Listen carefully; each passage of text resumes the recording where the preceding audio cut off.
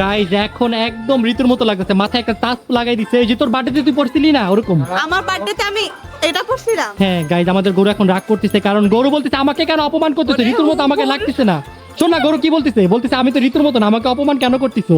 হ্যাঁ আমার থেকে বেশি দেখতে এটা। না গরু তোর থেকে নাকি সুন্দর দেখতে।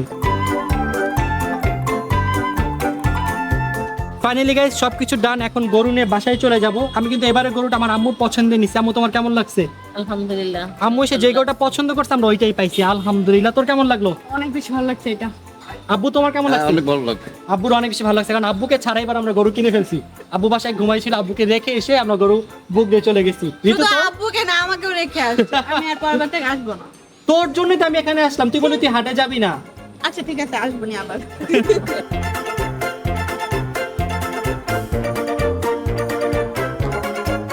ফাইনালি গাইস গরু পিকআপে উঠাই ফেললাম। ফাইনালি গাইস আমাদের গরু আমাদের এখানে চলে আসে। সো এখন গরুকে আমরা নামাবো। তো আমার তো অনেক বেশি ভয় লাগতেছে। আরে ভয় পেও না আরে তোকে কিছু করবে না গরু। গাইস, আমার বাসায় গরু নিয়ে যাচ্ছে, আমার অনেক ভয় লাগতেছে, বাট তারপর আমি নিয়ে যাইতেছি। আলহামদুলিল্লাহ গাইস ফাইনালি গরু নিয়ে বাসায় চলে আসছি। এখন বাজে ভোর 5টা গাইস।